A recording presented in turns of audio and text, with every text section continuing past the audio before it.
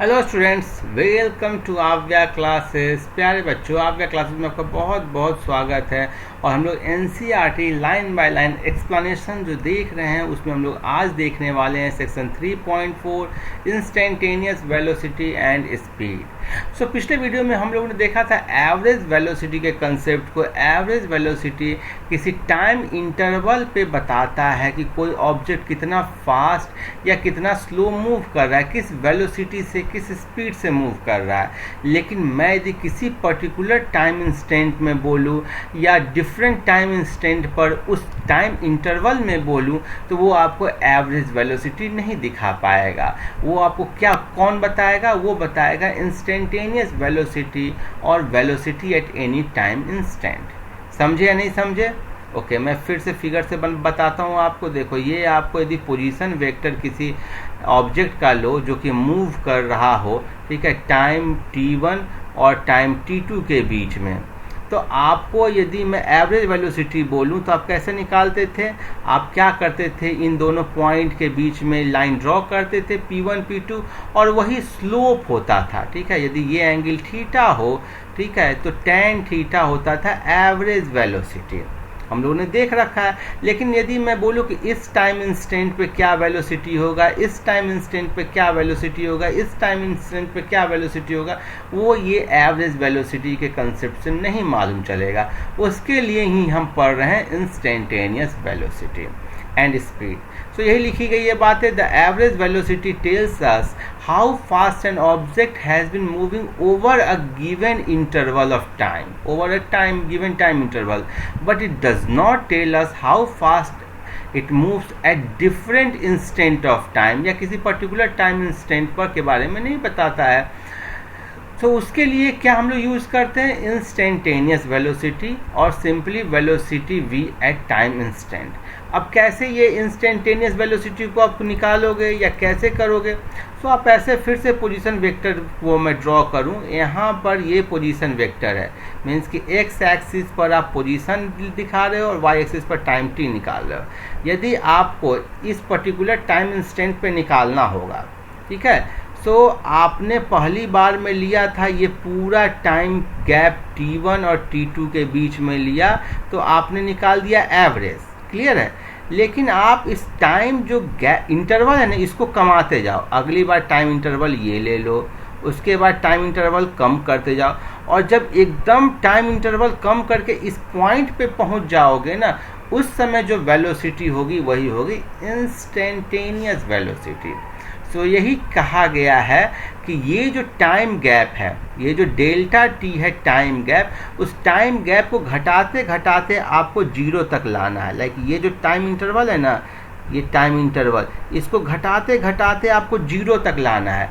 सो limit delta t tends towards zero, delta t zero की तरफ tend कर रहा है, घटते घटते जीरो हो जा रहा है, और जैसे जीरो की तरफ हो जाएगा हम लोग उस पर्टिकुलर पॉइंट पे पहुंच जाएंगे, delta x by delta t. So आपको बेसिकली एवरेज वेलोसिटी निकालनी है एक टाइम इंटरवल में, जो जिस पॉइंट पर निकालना है उसके आसपास के पॉइंट का एक टाइम इंटरवल लेंगे और उस टाइम इंटरवल को घटा करके हम जीरो कर देंगे। तो वही होता है इंस्टेंटेनियस वेलोसिटी। ये बहुत बेसिक कंसेप्ट है जो कि हम लोग पूरे फिजिक्स में करने वाले हैं। और जब हम लोग ये जब करेंगे ना, जब भी आप लिखोगे limit delta t tends to zero delta x by delta t, जो डिनोमिनेटर है ना, डिनोमिनेटर उसको यदि टेंस करोगे जीरो की तरफ तो ये ऑटोमेटिकली चेंज हो जाएगा dx बाई dt, जहाँ dx क्या हो गया? Differentiation of x with respect to time t। So ये हो गया differentiation of x with respect to time t। यदि आपको आइडिया नहीं है तो हम लोग ये एक जब न्यूमेरिकल बनाएंगे तो इसको और अच्छे से समझ लेंगे। ठीक है, अच्छा, ये बताता क्या है? dx बाई dt क्या बताता है? dx बाई dt बताता है कि डिफ्रेंशिएशन का मतलब क्या हो गया कि मीन्स कि टाइम के साथ x में क्या चेंज हो रहा है। क्या बताता है? रेट ऑफ चेंज ऑफ, ऊपर वाले का रेट ऑफ चेंज, ठीक है। रेट कहने का मतलब हो गया time. So rate of change of position with respect to time at that instant. और change in position with respect to time क्या होता है? Change in position with respect to time ही तो होता है velocity. So dx by dt आपको क्या बताता है? वेलोसिटी बताता है। सो देखो यही चीज लिखी गई है, where the symbol limit delta t tends to zero, delta stands for the operation of taking limit as delta t tends to zero of the quantity, ठीक है। in the language of calculus इसका मतलब क्या हो गया? differential coefficient of s with respect to time t, और इसको इससे हम लोग डिनोट करते हैं, ठीक है। सो अब इसको ग्राफिकली भी आप निकाल सकते हो, न्यूमेरिकली भी निकाल सकते हो। ये निकालने का यहाँ पर जो मैं आपसे बोला हूँ वही चीज़ समझाया गया है कि जैसे कि ये आपको पॉइंट P1 और P2, सपोज करो कि मुझे 4 सेकेंड पे निकालना है। 4 सेकेंड मीन्स कि इस पॉइंट पे निकालना, इस पॉइंट पे। सो इसके लिए आपने क्या किया? P1 और P2 लिया था, इसमें जब निकाले थे तो एवरेज था। अब हम लोगों ने टाइम इंस्टेंट को 3 सेकेंड और P1 P2 में 3 to 5 सेकेंड था, और निकालना है मुझे 4 सेकेंड पर। मीन्स कि 4 सेकेंड से 1 सेकेंड इधर है टाइम इंटरवल और 1 सेकेंड इधर है। अब हम लोगों ने ले लिया नेक्स्ट 3.5 सेकेंड से 4.5 सेकेंड।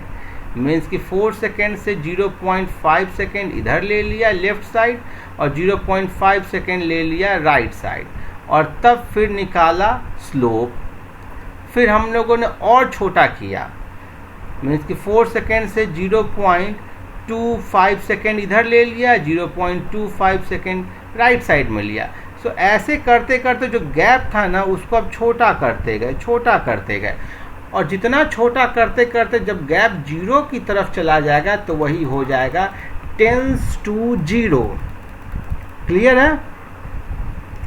सो वही बोल रहा है कि P1 P2 चेंज हो गया Q1 Q2 में, और स्लोप जो है वो 3.5 सेकेंड से 4.5 सेकेंड हो गया। फिर जब डेल्टा टी टेंस टूवर्ड्स 0 किए तो P1 P2 आपको क्या हो जाता है? टेंजेंट हो जाता है। ये जो लाइन है ना, ये लाइन जब आप एकदम टेंस टू 0 कर दोगे तो ये टेंजेंट हो जाएगा। सोचो ना, ये ऐसे उठते उठते घटते घटते घटते घटते एकदम सीधे यहाँ पर टेंजेंट आ जाएगा। इसलिए मैंने बोला था कि पोजीशन टाइम ग्राफ में जो स्लोप होता है वो उस पॉइंट का जो स्लोप होता है, टेंजेंट होता है, वो उसका वेलोसिटी दिखाता है। सो यही सारी बातें लिखी गई है। देखो, becomes the tangent to the position time curve at point P and velocity at time 4 second is given by slope of the tangent at the point। so आगे से कभी भी कोई कर्व आपको ड्रॉ किया जाए, जैसे xt का कर्व को इस पर आप टेंजेंट करोगे तो ये होता है slope, that is dx by dt। यदि सपोज करो कि मैं एक कोई कर्व ले लिया जिसमें y एक्सिस पर y है, x एक्सिस पर x है, इसको जब स्लोप लोगे तो ये क्या होगा? ये होगा dy बाई dx। किस पॉइंट पर? x, ये पॉइंट यदि x1 है तो at x is equal to x1। ये ध्यान रखना, यही बेसिक कंसेप्ट है। तो मेरे ख्याल में ये कंसेप्ट समझ गए तो बिल्कुल सब चीज़ समझ गए, ठीक है। It is difficult to show this process graphically, but if we use numerical method to obtain the value of velocity, the meaning of limiting process becomes more clear। देखो, ये ग्राफिक से समझाना थोड़ा मुश्किल है, लेकिन इसने ना न्यूमेरिकल एक लिमिटिंग वैल्यू ले करके समझाना बहुत अच्छे से बताया है। इसने क्या किया है कि ये देखो, ये जो ग्राफ है ये लिया है, इसमें आपको डेल्टा टी पहले रखा है 2 सेकेंड, 2 सेकेंड का गैप रखा है। 4 सेकेंड पे आपको निकालना था तो 4 सेकेंड से 1 सेकेंड इधर रखा है, 1 सेकेंड इधर रखा, तो गैप हो गया 2 सेकेंड। तो T1 हो गया 3 सेकेंड, T2 हो गया 5 सेकेंड, और XT1 इस ग्राफ से जो था ना, इस ग्राफ से XT1 निकाला, इस ग्राफ से XT1 निकाला, इससे इसी ग्राफ का यूज किया है आपके बुक में।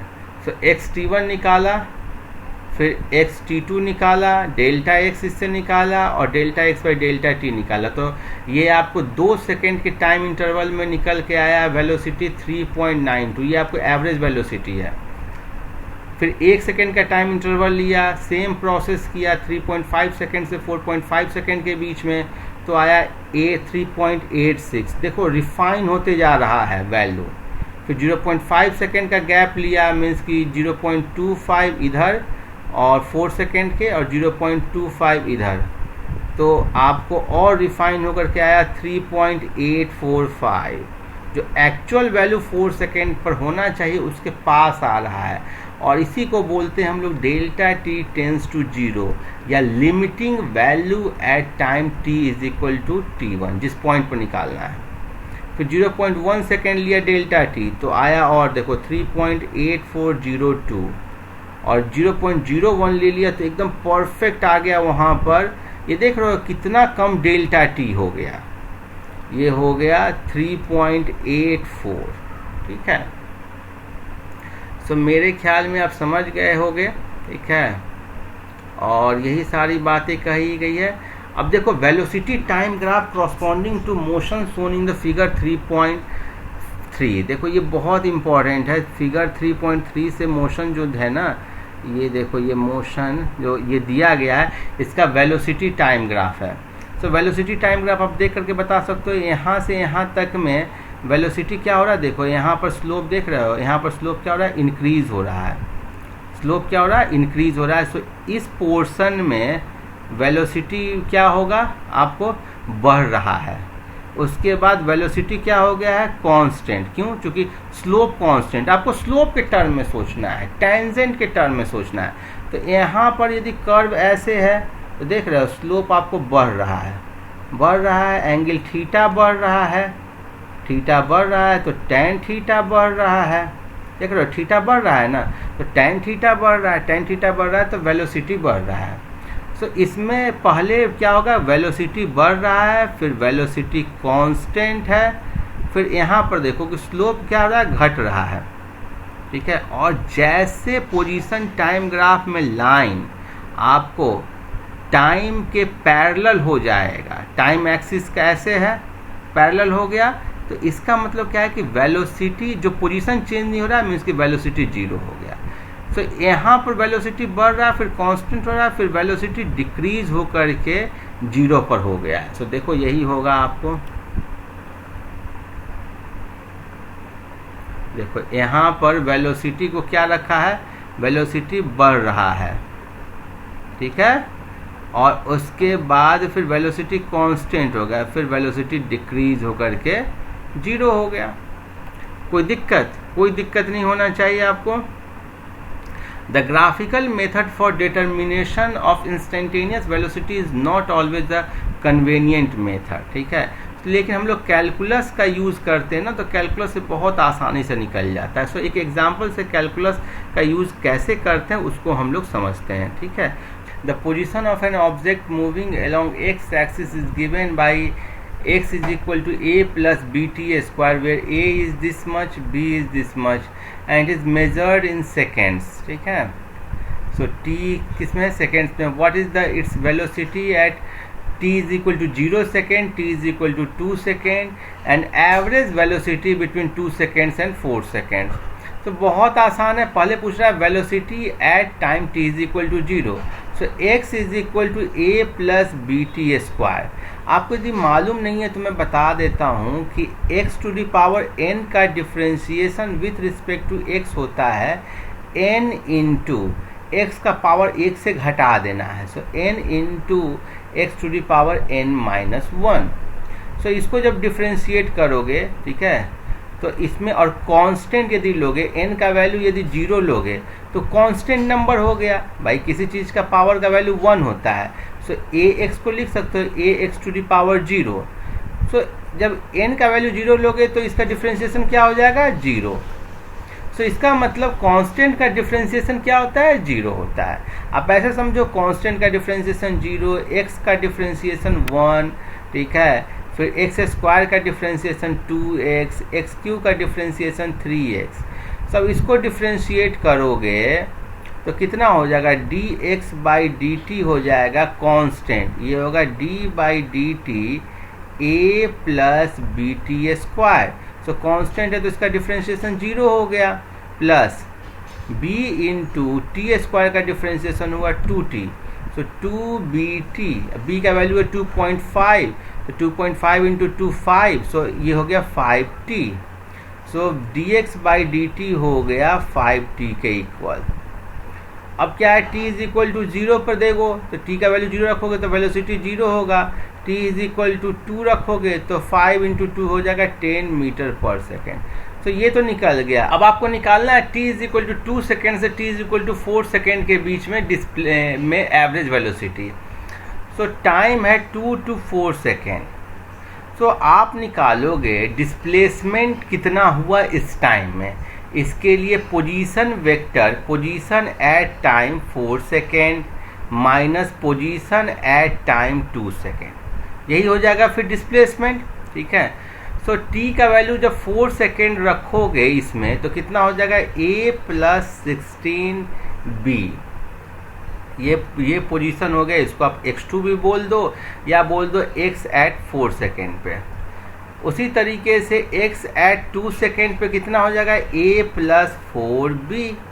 ठीक है, t का वैल्यू इसमें इस इक्वेशन में t का वैल्यू 2 रख दिए। तो अब एवरेज वेलोसिटी हो जाएगा, इसको घटा दो, सो a plus 16b minus a plus 4b divided by time 2 second, और ये हो गया आपको 16 माइनस 4 हो गया 12b by 2 date is 6b, और b का वैल्यू है 2.5, तो डालोगे तो 15 मीटर पर सेकेंड। सो एवरेज स्पीड हो गया 15 मीटर पर सेकेंड। सो देखो इसके बाद लिखा गया we know that during the period t is equal to 10 second to 18 second. अच्छा, इसके बारे में बोल रहा है। ठीक है, ये देखो इस फिगर के बारे में बोल रहा है। ठीक है, इस फिगर को आप ध्यान रख लो, फिर इसके बारे में जो एक्सप्लेनेशन बोला है उसको देख लेते हैं। तो बोल रहा है कि इसमें वेलोसिटी कांस्टेंट था between period 18 second to 20 second it is uniformly decreasing, and during period 0 second से 10 सेकेंड इट इज़ इंक्रीजिंग। अब देखो कि यदि यूनिफॉर्म मोशन होगा, ठीक है, तो और वेलोसिटी पूरी तरह से सेम है। यूनिफॉर्म मोशन मतलब क्या होगा कि वेलोसिटी में कोई चेंज नहीं आ रहा है। जब वेलोसिटी में चेंज नहीं आएगा तो एवरेज वेलोसिटी ही होगा। इंस्टेंटेनियस वेलोसिटी सभी इंस्टेंट पे, जैसे सपोज करो कि एकदम 30 किलोमीटर पर आवर से के स्पीड से गया है, तो हर एक टाइम इंस्टेंट पे भी 30 किलोमीटर पर आवर है, तो एवरेज वेलोसिटी भी 30 किलोमीटर पर आवर है। फिर इंस्टेंटेनियस स्पीड और simply speed is the magnitude of velocity. यदि आप इंस्टेंटेनियस स्पीड के बारे में बोलोगे तो ये वेलोसिटी निकाल लिए, ठीक है, वो एक वेक्टर क्वांटिटी है, तो उसका आप ना मैग्नीट्यूड ले लोगे, वो होगा इंस्टेंटेनियस स्पीड। लाइक इसमें एग्जांपल दिया गया है, सपोज करो कि वेलोसिटी इस डायरेक्शन में जा रहा हो 24 मीटर पर सेकेंड, तो पॉजिटिव होगा तो स्पीड भी हो गया 24 मीटर पर सेकेंड। इस डायरेक्शन में आ रहा है तो वेलोसिटी हो गया -24 मीटर पर सेकेंड, लेकिन स्पीड क्या होगा 24 मीटर पर second. So it should be noted that the average speed over a finite interval of time is greater or equal to the magnitude of average velocity। Average speed change हो सकता था average velocity से, लेकिन instantaneous speed हमेशा instantaneous velocity के equal होगा। केवल अंतर ये होगा कि इंस्टेंटेनियस वेलोसिटी निगेटिव भी हो सकता है और इंस्टेंटेनियस स्पीड हमेशा उसका मैग्नीट्यूड होगा, इसलिए पॉजिटिव क्वांटिटी होगा। अब हम लोग नीट के दो प्रॉब्लम है उसको हम लोग तुरंत देख लेते हैं। ये प्रॉब्लम नीट 2016 से लिया गया है। 2 car P and Q start from point in a same straight line and their position is represented by XPT दिखा रहा है AT plus BT square and XQT दिखा रहा है आपको FT माइनस T स्क्वायर। आपसे पूछ रहा है कि वेलोसिटी कब दोनों का सेम होगा। सो इसका वेलोसिटी यदि VPT बोलते हो तो इसको डिफ्रेंशिएट करोगे तो वेलोसिटी हो जाएगा। सो इसका डिफ्रेंशिएशन AT का वेलोसिटी हो जाएगा, डिफ्रेंशिएशन हो जाएगा A, बिकॉज T का डिफ्रेंशिएशन 1 होता है, प्लस 2BT, और VQT हो जाएगा आपको F माइनस 2T। क्लियर है।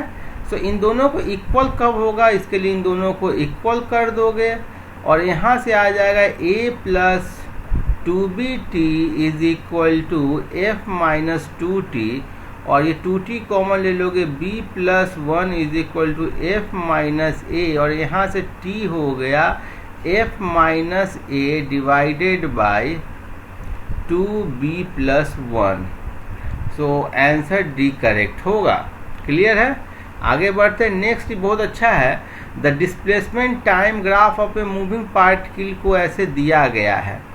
ये पॉइंट है C, ये पॉइंट है D, ये पॉइंट है E और ये पॉइंट है F। आपसे पूछ रहा है कि इंस्टेंटेनियस वेलोसिटी किस पॉइंट पर निगेटिव होगा।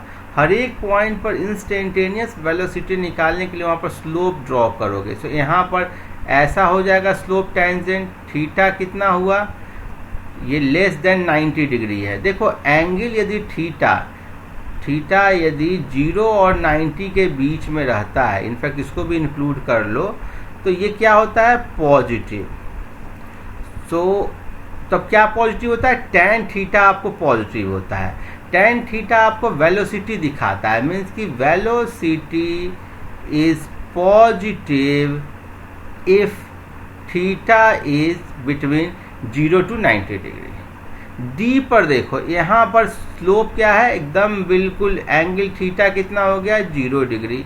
0 डिग्री कहने का मतलब क्या हो गया, velocity is 0, theta 0 degree, tan theta 0 degree, velocity 0।